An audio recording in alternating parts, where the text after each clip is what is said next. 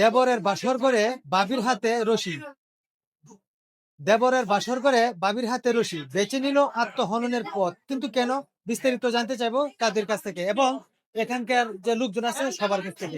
আচ্ছা ভাই, এখানে উনার যে অবস্থা বুঝতেছেন, ওনাকে একটু লামান, একটু লামান। আচ্ছা, আপনার দেবরের বাসর ঘর, আপনার তো আমোদ ফুর্তির করার কথা, কিন্তু সেই জায়গায় আপনি আত্মহনের পথ বেছে নিলেন, এর কারণটা কি? উদ্যোগ দাও, আমার স্বামী মারা গেছে আজকে 16-17 বছর ধরে। উনি আমার সাথে সম্পর্ক করছে আজকে আমার 7 বছরের মতো।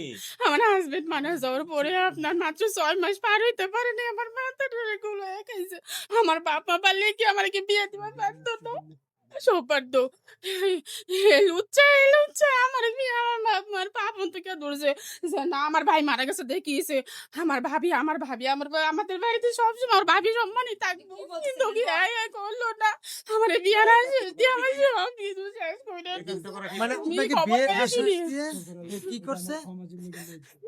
সব শেষ করে দিয়েছে আমার সংসার আমার। আহ, মানে বুঝতেছি না, আপনার সাথে কি মানে খারাপ কোনো রিলেশন ছিল? হ্যাঁ হ্যাঁ, আমার সাথে শারীরিক সম্পর্ক যা আছে সবই করা হয়েছে, আমার একটা বাচ্চা পর্যন্ত নষ্ট করছে। দর্শক, আসলে ওনার কান্নার জন্য সব কথা বোঝা যাচ্ছে না, তারপরেও আমরা যতটুকু বুঝতে পারলাম যে উনার স্বামী মারা গেছে 16 থেকে 17 বছর। তো এই 17 বছর যাবতই ওনার সাথে শারীরিক ভাবে রিলেশন করে আসছে।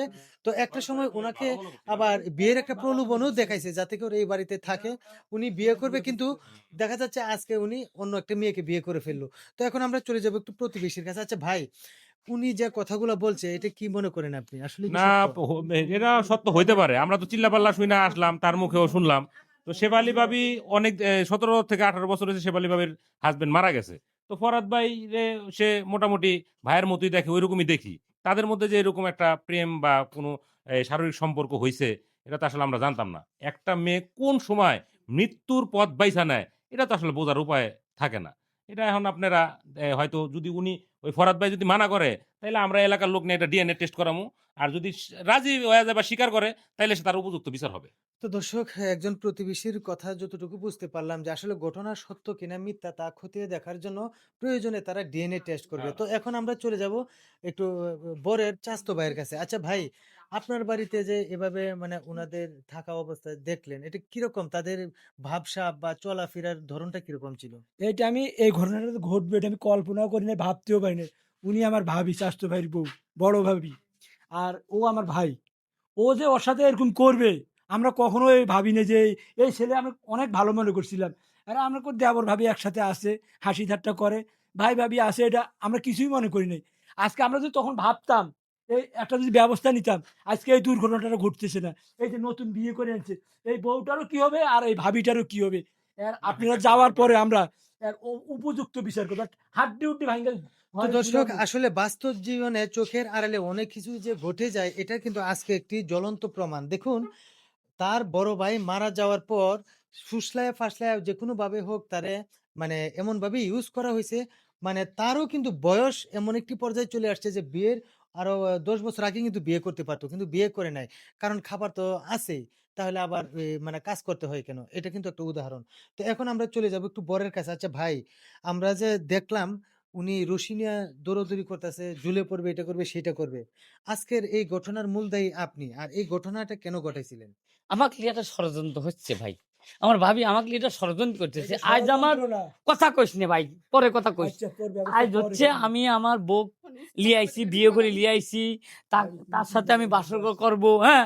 আমার ভবিষ্যতের বাচ্চা কাচ্চা হবে। আমি একটা স্বপ্ন লিয়া সুন্দর একটা মুহূর্ত আমি এখন কাটাবো। সেই সময় আমার ভাবি আইসিয়া আমাকে ষড়যন্ত্র করে এখন ফাঁসাই দিছে ভাই।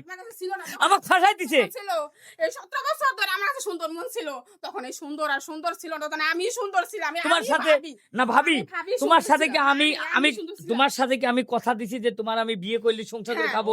তোমারও সমস্যা, হ্যাঁ। যেহেতু আমার ভাই মারা গেছে।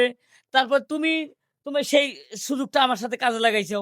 তোমারও ভালো ভালো লাগছে, আমারও ভালো লাগছে, সেক্ষেত্রে আমরা একসাথে মিলামেশা করছি। কিন্তু তোমার সাথে তো আমি কথা দিয়ে নিয়ে বিয়ে করছি, আমি তো করবো, কারণ আমার ভবিষ্যৎ আছে। সে আমার বড় ভাবি, তাকে আমি কিভাবে কেবা করে বিয়ে করবো?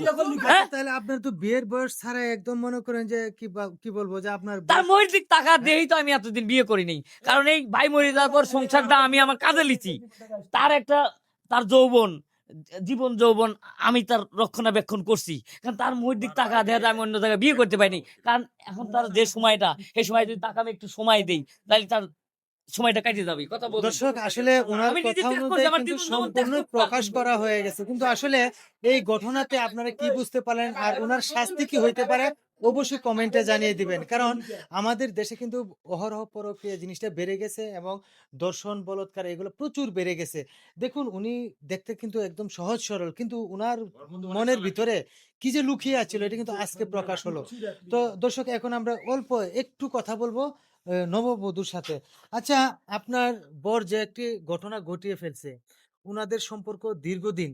তো এখন আজকে আপনি এই যে বিষয়টা দেখলেন, এখন আপনি কি করবেন? আমি কি করব? আমার একটা ডিসিশন, আমি এর সংসার করব না।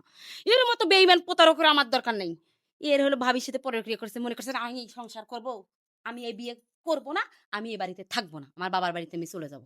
আমার শেষ কথা, শেষ ডিসিশন। কারণ আপনারা দেখেন কি করতে ভালো হবে সেটা করেন। আমি আর সংসার করব না। দর্শক আসলে কোনো নারী চায় না যে সংসার নিয়ে সংসার মানে দ্বিতীয় স্ত্রী নিয়ে সংসার করা অথবা সতী নিয়ে সংসার করা, এমনকি চায় না কোনো খারাপ লোকের সাথে কোনো একটা ভালো মানুষ সংসার করা। তো দর্শক আমাদের এই ভিডিওটা সম্পূর্ণ বানানো ছিল একটি কারণে, যে আমরা বলৎকার বা এই দর্শন অথবা পরক্রিয়া যে করি, কিন্তু এর পরবর্তীতে যে আমাদের একটা শাস্তি আছে যে কোনো ভাবে, সেটা আল্লাহ তাআলার গজব থেকে হোক আর দুনিয়ার মানুষ দেখার পর বা ধরা পড়ার পর যে একটা মানে বিচার হইতে পারে, এই জিনিসটা বোঝানোর জন্য। দেখুন আজকে আমরা কিন্তু সম্পূর্ণ বিচার দেখাই নাই, তবে এর বিচার যে কি হইতে পারে আইনগতভাবে, এটা হয়তো আপনারা বুঝতে পারতেছেন। তো দর্শক আপনাদের কাছে যদি এই ভিডিওটা ভালো লেগে থাকে তাহলে অবশ্যই লাইক কমেন্ট শেয়ার করে আমাদের পাশে থাকবেন। ধন্যবাদ।